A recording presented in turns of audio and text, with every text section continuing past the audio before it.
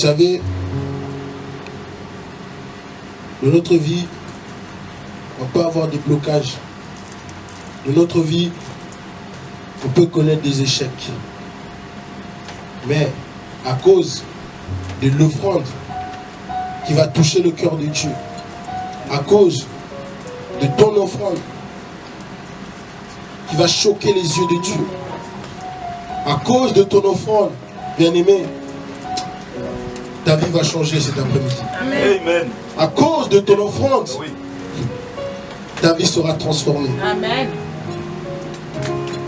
Nous allons lire dans Genèse.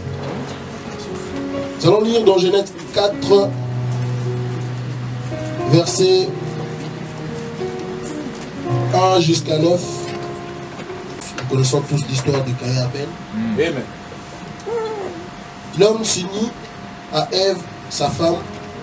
Elle devient enceinte et elle met au monde Caïn. Puis elle dit, avec l'aide du Seigneur, j'ai donné la vie à un petit homme. Elle met aussitôt au monde Abel, le frère de Caïn. Abel devient berger et Caïn cultivateur. Donc, cultivateur, c'est quelqu'un qui cultive donc, la terre. Ouais. Nous connaissons tous. À la fin de l'année, Caïn apporta quelques récoltes du champ et les offert à Dieu. De son côté, Abel apporta le premier agneau de son troupeau et il offre au Seigneur le meilleur morceau. Le Seigneur reçoit avec plaisir Abel et son offrande. Mais il ne reçoit pas Caïn ni son offrande. C'est pour ça que Caïn est très en colère. Son visage devient sombre de tristesse. Le Seigneur dit à Caïn, tu es en colère et ton visage est triste. Pourquoi? Si tu agis bien, tu peux te remettre debout. Si tu n'agis pas bien, le péché est comme un animal couché à ta porte. Il t'attend en cachette, prêt à t'attraper. Mais toi, sois plus fort que lui. Caïn dit à son frère, sortons dehors dans le champ. Caïn se jeta sur son frère Abel et le tue. Alors le Seigneur dit à Caïn, où est ton frère? Caïn répondit, je ne sais pas. Est-ce que je suis le gardien de mon frère? Amen. Amen. Oui, là quand on lit ça, on peut des fois se demander, mais dans tout ça, il veut nous parler de quoi? Dans tout ça, où il veut nous montrer l'offrande qui plaît à Dieu? Là, nous voyons qu'on parle de l'offrande, on a directement l'image dans notre tête. Quand on est à l'église, on met toujours un panier. Et puis, quand on passe aux heures des offrandes, on vient l'offrir l'argent à notre Seigneur. Amen. Pour l'avancement de son œuvre. Mais là, je vous parle de l'offrande qui plaît à Dieu. Je vous parle d'une autre sorte d'offrande. Parce qu'il n'y a pas qu'une seule manière de faire plaisir à Dieu par notre offrande. Le premier offrande qu'on peut offrir à Dieu, ce n'est pas de l'argent. Ce n'est pas de passer devant ici, de parler pour sa part. Ce n'est même pas de le servir. Ce n'est même pas d'être chantre, adoratrice, adorateur de l'Éternel. Ce n'est pas être quelqu'un qui finance des églises. Ce n'est pas ça le premier offrande. Le premier offrande qu'on peut offrir à Dieu, c'est notre vie. Amen, amen. Je viens dire à quelqu'un cet après-midi, le premier offrande que tu peux offrir à ton Éternel, c'est ta vie. C'est ta vie. Pourquoi? Parce que, vous savez, Dieu, il vous a offert aussi une offrande. Vous avez reçu une offrande de la part de Dieu. Quel était le premier offrande que Dieu vous a offert? La vie. Amen. Pas la vie que vous avez là. Pas la vie parce que vous respirez. Mais c'est la vie de son propre fils. Amen. C'est ça le premier offrande que Dieu vous a offert. Là on nous dit à nous d'offrir une offrande à Dieu. Et te demande ta vie en retour. Pas d'aller au bon butin te jeter pour te... Non, pas ce qu'il a, pas comme ça. Ta vie. Offrir ta vie à Dieu, c'est quoi? Là, si nous suivons l'histoire, on voit que Caïn et Abel, ils sont venus avec tout ce qu'ils avaient. Souvent, quand on offre à Dieu, on offre devant le peu qu'on a. Des fois, on passe des fins du mois dur et il nous reste seulement 10 francs dans la poche. Et tu arrives, T'arrives ici à l'église, tu vois, les gens ils chantent, t'es bien habillé, oh, c'est l'heure des offrandes. Toi tu dis, ah, et la moitié du mois il me reste seulement 10 balles. Tu dis, ah, si j'offre ça à Dieu, comment je n'ai pas le moins d'eux à faire. Mais bon, mais là, on dit que Abel était berger et Caïn était cultivateur. Et puis, la Bible dit que Abel a offert le premier-né de son agneau à Dieu. Le meilleur, il a pris la meilleure partie, il l'a offert à Dieu. Parce que Abel, vu qu'il était berger, il ne pouvait pas aller lui offrir de l'argent, il n'en a pas. Il ne pouvait pas aller, je ne sais pas, lui offrir des habits. Lui, tout ce qu'il avait, c'était ses brebis. Il avait ses animaux. C'est ça, Abel était berger. Et Caïn, on dit que il était cultivateur, il cultivait la terre. Donc il a offert à Dieu les fruits de la terre. C'est tout ce qu'il avait. On voit que les deux, ils ont offert à Dieu tout ce qu'ils avaient de plus cher. Et là, nous voyons que Dieu dit, c'est là vraiment où ça va parler. Dieu dit que de son côté, Abel apporta le premier agneau de son troupeau et il offre au Seigneur le meilleur morceau. Le Seigneur reçoit avec plaisir Abel et son offrande. Là, c'est pas écrit le Seigneur reçoit avec plaisir l'offrande de Abel. Mais c'est écrit le Seigneur reçoit avec plaisir Abel. Tout premièrement, il a reçu Abel. Deuxièmement, il a reçu son offrande. Révélation. Et quand on va pour Caïn, la Bible dit le Seigneur, je vais vous lire, mais il ne reçoit pas Caïn ni son offrande. Donc Caïn est venu se présenter devant l'autel de Dieu pour lui offrir quelque chose, son offrande. Donc l'Éternel n'a pas reçu la personne en lui-même et il a refusé son offrande. Pourquoi? On peut se dire pourquoi le Seigneur accepte de recevoir Abel et son offrande, mais pas Caïn. Parce que je vous explique. Quand on regarde un berger, c'est quoi? Un berger, là, selon tous les jours, un berger, c'est quelqu'un donc qui s'occupe de la ferme. Tout ça, c'est un berger. Il s'occupe des animaux et ses brebis. Et un cultivateur, c'est quelqu'un qu'on voit qui cultive la terre. Donc, un berger, c'est quelqu'un qui s'occupe des brebis. Donc, quand nous regardons un berger selon la Bible, c'est quelqu'un, c'est une personne que Dieu a établie pour conduire ses brebis. Donc, une personne que Dieu a établie pour diriger, pour montrer à ses brebis comment il faut vivre dans la vie, comment il faut marcher, comment il faut se comporter, comment il faut être avec les autres, comment même soi-même faut aller chercher du travail. Donc, c'est quelqu'un que Dieu a établi au pouvoir pour diriger son église. Amen. Parce que la Bible dit, l'Éternel reviendra chercher son église. Amen. Donc, pour que l'Éternel puisse revenir chercher son église et trouver des gens dignes de pouvoir hériter du royaume des cieux, il doit pouvoir établir quelqu'un à la tête de son église qui est digne de montrer à ses enfants comment accéder justement au royaume des cieux. Yeah. Et nous voyons le berger que nous avons. Je prends l'exemple de mon père spirituel parce que c'est lui qui nous conduit, c'est lui qui nous montre la voie, comment marcher. Amen. Il a toujours été honnête, il a toujours été respectueux. Sa vie, il a toujours mené d'une droiture. Il a toujours obéi à la parole. Reflète la volonté de Dieu. C'est là que nous voyons que qu'est-ce qu'un berger. Donc, c'est pour ça qu'on revient maintenant à Caïn. Caïn, c'est quelqu'un qui cultive la terre. Vous savez, quand on cultive la terre, il y a des fois, on a des mauvaises terres. Et des fois, on a des bonnes terres. Dans les mauvaises terres, il n'y a rien qui pousse. Tu peux passer le temps à mettre des engrais. Tu peux passer le temps à verser l'eau, mais il n'y a rien qui va pousser. C'est ça la mauvaise terre. Et là, par là, je veux juste vous dire quoi? Pourquoi le Seigneur a refusé Caïn et son offrande? Ça veut dire que Caïn, selon sa vie, il y a des fois, il menait sa vie selon la volonté de Dieu. Mais il y a des fois aussi, il menait sa vie comme il le voulait lui. Il y a des fois, sa vie ne faisait pas plaisir à Dieu. Il y a des fois, sa vie ne reflétait pas la parole de Dieu. Il y a des fois, sa vie n'obéissait pas à la volonté de Dieu.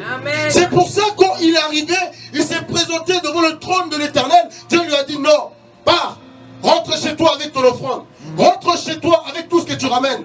Parce que de un, le premier offrande que tu dois offrir, c'est ta vie. Ta vie doit être exemplaire. Je veux dire à quelqu'un chantes, si aujourd'hui tu prêches, si aujourd'hui tu sers l'Éternel, mais ta vie ne reflète pas Dieu, ta vie n'est pas en accord avec la volonté de Dieu, mais tout ce que tu fais, Dieu ne t'écoute pas. Yes. Tout ce que tu fais, c'est en vain. Si aujourd'hui je suis là en train de vous prêcher, quand je rentre chez moi, je commence à écouter des musiques mondaines, je commence à insulter ma mère, je commence à insulter mes frères, j'ai haï mon prochain, tout ce que je viens de dire, ça ne compte pas. Yes. Je vais arriver devant Dieu et dire, Dieu, je ne t'ai pas servi quand j'étais sous terre. Dieu, je n'ai pas parlé de toi. Il va dire, retire-toi de moi, hypocrite. Yes. Tu parlais aux autres, tu leur disais que leur vie devait être l'offrande qu'ils devaient m'offrir, mais toi-même ta vie ne reflétait pas. Tu n'as jamais obéi à ma parole. Tu n'as jamais été obéissant. C'est ça, bien-aimé. On est appelé chrétien. On est appelé à marcher selon la volonté de Dieu. On est appelé à être l'homme que Jésus a été sur cette terre. La Bible dit, Jésus lui-même, il était Dieu, il était roi, mais il a pris la chair d'un homme et il s'est fait homme. Il a pris la chair. Notre chair, tout ce qu'il aime, c'est le mal. Notre chair, tout ce qu'il aime, c'est tout ce qui ne fait pas la volonté de Dieu. Moi, quand j'étais dans le monde, c'est ma chair qui me dirigeait. Je connaissais Dieu, mais je ne voulais pas le servir. Il y a même un moment, je servais Dieu, je passais devant, mais mes actes en coulisses ne reflétaient pas la volonté de Dieu. Révélation. C'est pour ça que je veux dire à quelqu'un, Dieu, quand il est descendu, malgré la chair qu'il avait, la chair qui le poussait toujours vers le péché, la chair qui voulait toujours tout ce qui était mal, mais Dieu, il a dominé sa chair. Aujourd'hui, Dieu vous pousse, vous appelle à dominer votre chair. Mais comment dominer cette chair? On le domine par l'esprit. Quand tu t'abandonnes totalement entre les mains de l'esprit, c'est pour ça qu'on dit, celui qui n'a pas l'esprit de Dieu, il est impossible pour lui d'être agréable à Dieu. Amen. Je te dis mon frère, je te dis ma soeur, si aujourd'hui tu n'as pas l'esprit, mais c'est ta chair qui sera au contrôle. Que tu le veuilles, que tu ne le veuilles pas. C'est clair. Que tu le veuilles, que tu ne le veuilles pas. La chair sera au contrôle de tout. Tu n'arriveras pas. Caïn, il n'avait pas l'esprit de Dieu. C'est pour ça il y a des fois, il ne servait pas Dieu. Il y a des fois, il faisait ce que Dieu voulait. Mais sans l'esprit de Dieu, il n'arrivait pas à combattre le désir de la chair. Aujourd'hui, nous voyons, il y a beaucoup de jeunes, je parle de jeunes parce que je suis jeune. Il y a beaucoup de jeunes, aujourd'hui, on sert le Seigneur à l'église. Mais quand nous rentrons chez nous, on regarde sur nos réseaux, sur nos stories, sur nos murs. Qu'est-ce qu'il y a? Il y a des stars. Au lieu de mettre Jésus en première position, il y a des stars. Au lieu de mettre la musique de Dieu où on loue Dieu, non, on fait des publicités pour la musique mondaine. Voilà. On voit même nous-mêmes, on est là, on peut être là, on chante à l'église, je peux être là, j'adore Dieu. Et quand je rentre chez moi, je commence à snapper avec la musique de Niska. Voilà. Voilà. Mais où est la volonté de Dieu dans tout ça? Mais où? Tu vas arriver devant Dieu. Dieu va dire, retire-toi de moi, car ta vie ne me plaît pas. C'est ta vie. C'est ta vie, mes frères. C'est ta vie, mes soeurs. Aujourd'hui, nous, on a changé. On s'est dit avec mes frères, on n'est plus là pour parler. Dieu te bénira. On nous a trop parlé. Dieu te bénira. Viens à l'église. Tu vas recevoir. Viens à l'église. Avant, je disais, si tu as des problèmes, c'est ici qu'il faut être. Viens. Oui, mais il y a un côté maintenant, parce que là, nous vivons les temps de la fin. Paul a dit, rachetez le temps car les jours sont mauvais. Avant le confinement, mon frère Ephraïm, il avait dit, rachetez le 3e édition est bien tombé. Car le temps que nous sommes en train de vivre est mauvais. La mort est en train de frapper dehors. La mort. Si aujourd'hui vous n'êtes pas mort, c'est parce que vous avez mis le sang de l'agneau au-dessus de votre porte.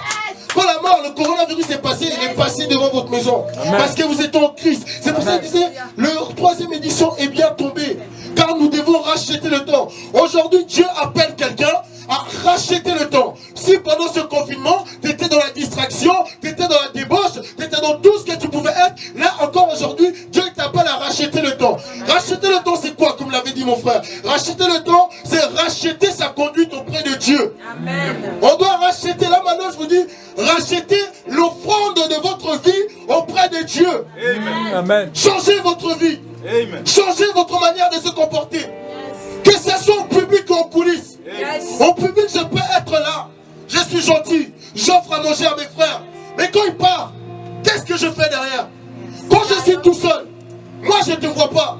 Ton frère ne te voit pas. Ta soeur ne te voit pas. Mais ton Dieu, qui voit tout, il te voit. Tu peux tout nous cacher. Mais tu ne peux rien cacher à Dieu. Alléluia. Tu peux tout cacher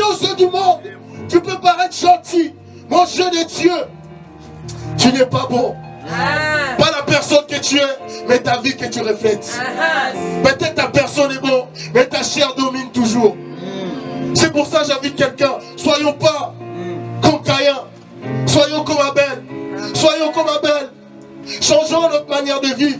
Changeons notre manière de parler. La sœur Sandra, elle parlait la semaine passée, elle nous a encore exhorté. Elle nous a dit, combien, quand vous rentrez chez vous, comme je viens vous dire, vous changez. Hein? Elle a dit, durant toute la semaine, comment vous vous êtes comporté. Durant toute la semaine, comment vous avez mené votre vie auprès de Dieu. Durant toute la semaine, est-ce que vous vous êtes même mis au genou une seule fois pour dire merci à Dieu? Une seule fois pour dire merci pour le souffle de vie. Ou vous attendez seulement le dimanche que les frères et les sœurs passent devant Dieu. Aujourd'hui on va remercier Dieu. Là tu te mets à genoux, tu pleures. C'est pas ici qu'il faut pleurer, c'est dans ta chambre. Quand tu es seul, commence à pleurer. Parce que avant d'arriver à l'église ici, pour te mettre à genoux, pour pleurer devant Dieu, c'est quand tu te lèves le matin, tu te mets à genoux au pied de ton lit et tu pleures devant ton roi.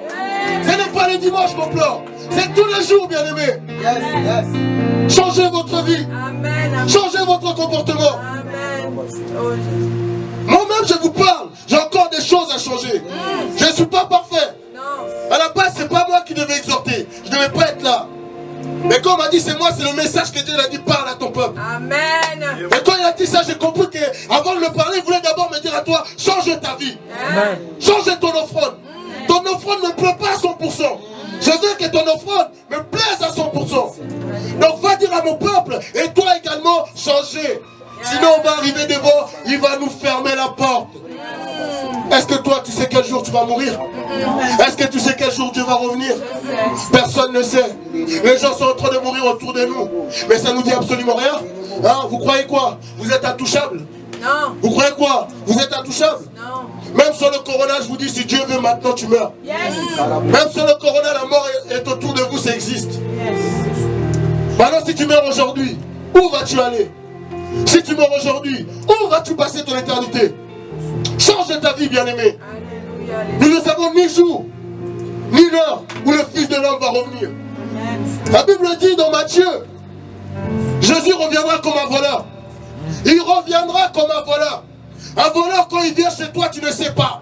Quand le voleur il vient voler, il vient toujours au moment où tu t'attends le moins. Quand tu ne sais pas, quand tu dors, quand tu es dehors avec tes amis, quand tu es en train de faire la fête, c'est là où le voleur décide pour aller piller tes biens.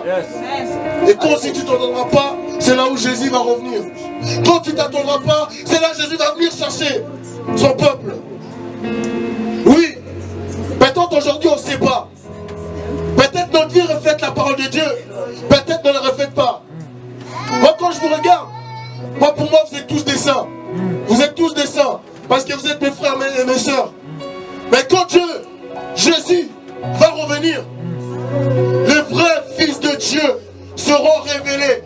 Amen. Les vrais adorateurs seront révélés. Est-ce que tu feras partie des vrais adorateurs?